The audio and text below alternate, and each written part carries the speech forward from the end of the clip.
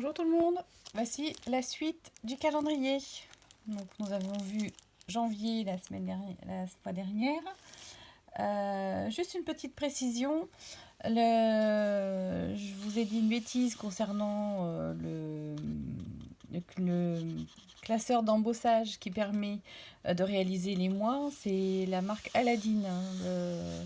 J'ai retrouvé le papier. Donc vous voyez, ça embosse chaque mois avec un, je sais pas si on voit bien à la caméra, avec un cadre différent, peut-être en l'orientant dans la fenêtre. Voilà, on le voit bien.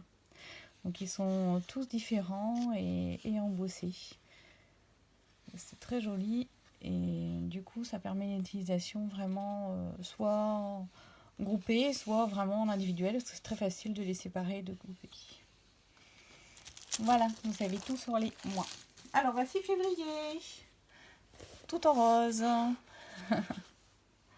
Voilà, donc je vais vous expliquer le tout de la réalisation. Alors, pour le papier, toujours les blocs 30-30 de chez Action, j'ai utilisé celui-ci, Floral Feeling, qui est un mélange de papier fleuri et de papier très nuancé, comme celui-ci, comme celui-là, voilà, qui fait très nuageux, très romantique. C'est un très joli bloc. Voilà. Donc j'ai utilisé un papier marbré rose un petit peu saumon et une bande de papier ici avec des fleurs, avec du jaune. Je voulais mettre une petite touche de peps avec une couleur un petit peu plus vibrante. Voilà. Alors, pour les embellissements, tout d'abord, j'ai utilisé ce pochoir de découpe qui m'a permis ici d'avoir, donc j'ai utilisé en entier, qui m'a permis d'avoir ici une grande partie grillagée, très légère, et en même temps ça permet de poser mes fleurs sur quelque chose. Donc ça donne un très léger relief avec ce papier en fait qui imite la toile Aida, qui faisait partie du bloc du mois de janvier d'ailleurs. Je vous avais montré au mois de janvier. J'ai utilisé ici 2 découpes de ce petit dit, tout petit, qui est très joli, très ajouré. Bon, alors, je vous avoue que c'est un petit peu la galère pour le coller, mais ça vaut le coup quand même de prendre sa patience. Ici, j'ai utilisé un dit qui est assez récent, qui est celui en deuxième position. Donc là, toujours dans le même papier qui imite la toile dont je voulais vous parler. Et dessus, j'ai utilisé celui-ci. Donc il découpe aussi une petite étiquette. Vous voyez, que j'ai collé ici, là, comme ça. Les petits cœurs, je les ai colorisés avec des aquamarqueurs.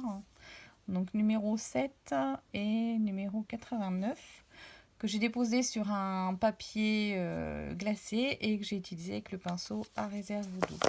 Ça m'a permis de colorer ici en 2 nuances. Et j'ai utilisé la même technique pour coloriser les fleurs ici. Les fleurs sont des fleurs en papier tout simple qu'on trouve dans les magasins de scrap. Au milieu, j'ai utilisé pour faire les cœurs ce set de tampons qui est déjà assez ancien. Pour celles qui le reconnaîtront, ça fait déjà quelques années.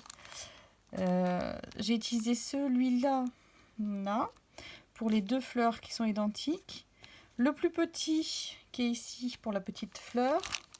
Et ici, un différent, parce que la forme de la fleur est différente, tout simplement. Les pétales verts sont découpés dans du papier blanc que j'ai ancré en vert et que j'ai découpé avec ce dit-là, qui vient de chez AliExpress. Que vous dire d'autre? Les petits cœurs ici, c'est une bordure aussi qui vient de chez Action, qui était vendue avec un bloc acrylique tout en long. Je ne sais pas si vous vous souvenez, cette guirlande de petits cœurs. Alors, j'ai détamponné à plusieurs endroits, ici, là et là. Et à chaque fois, je suis venue avec toujours mes pinceaux que je mets sur du plastique et j'ai en prélevé après avec le pinceau réserve d'eau pour aquareller et foncer mes petits cœurs. Voilà, vous savez tout sur ma page de février. Voilà, à très bientôt. On se retrouve pour le mois de mars. Bonne création à toutes.